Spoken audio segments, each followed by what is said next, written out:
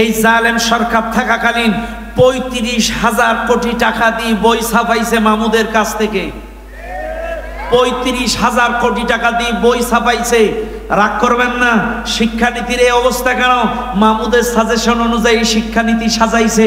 দাখিলের ক্লাসের বইয়ের মধ্যে ঢোল তবলা, দাখিলের বইয়ের মধ্যে নৃত্য, দাখিলের বিভিন্ন মাদ্রাসার বইয়ের মধ্যে প্রতিমার ছবি, সমকামিতা, নানান তাল ঢুকায় দিয়েছে। এগুলো সব মামুদের সংস্কৃতি, মামুদের কালচার। কথা বলেন না কেন? রাগ করবেন না। আপনারা খালি মনে করেন আর বাইরে যা হয়, নামাজ পড়বো, জিকির করবো,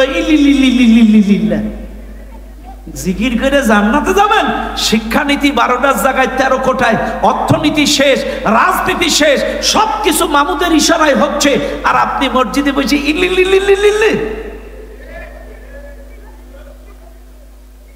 শুনে নেন, রাগ করবেন না। ইহুদি খ্রিস্টানরা আমাদের পরে কেন খেপা? একটা কারণে খেপা। এই মুসলমান যখন অর্থনীতি, শিক্ষানীতি, রাজনীতি অনুসরণ ওদের ছেড়ে দেয়, তখনই তারা সেই দেশে জঙ্গিবাদের নাটক সাজায়। এটাই হলো বাস্তব। চোখ কান খোলা রাখবেন। কিন্তু আমাদের দেশের যুবকেরা খুব চালাক। এরা চুল কাটে নেইমারের মতো, দাড়ি কাটে মেসির মতো। এরপরে দেখবেন আমাদের দেশের যুবকদের এখানে স্ট্যাটু, ওখানে স্ট্যাটু। গরমের সময় হাফ প্যান্ট গেঞ্জি পরে রোনালদোর মতো রাস্তা দিয়ে ঘুরে বেড়ায়। ওরে বাটপার, তোর অনুসরণ অনুকরণ ইত্তেবা সব ইহুদি খ্রিস্টান। আর মরে গেলে আমাদের কিছু হুজুররা আছে, এরা বিসমিল্লাহি ওয়া আলা মিল্লাতি রাসূলিল্লাহ। এই হুজুর কটারে আগে বানাবেন যে ওর দাড়ি নেইমারের মতো, ওর চুল মেসির মতো, ওর গোপ দাড়ি সব ওই ইহুদি খ্রিস্টানদের মতো।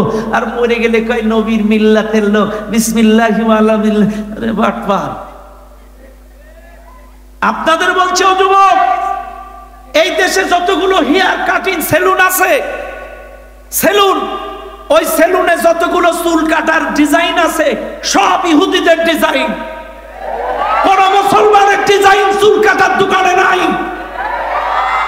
তোমাদের বলছি, তোমরা চুল কাটা ইহুদিদের ইত্তেবা করবা না, দাড়িতে ইহুদিদের ইত্তেবা করবা না। আমাদের মডেল, আমাদের আদর্শ বিশ্বনবী মুহাম্মদুর রাসূল। সবাই বলেন সাল্লাল্লাহু আলাইহি ওয়াসাল্লাম। ইহুদি খ্রিস্টানদের ইত্তেবা করা যাবে? সবাই বলেন যাবে। ওরা আমাদের দুশমন, ওরা কখনোই আমাদের ভালো চায়নি। কাজে দাড়িতে, টুপিতে, জুব্বায়, চুল কাটায় কখনোই ইহুদি খ্রিস্টানদের ইত্তেবা করা যাবে? মনে থাকবে ইনশাআল্লাহ, মাথায় রাখবেন।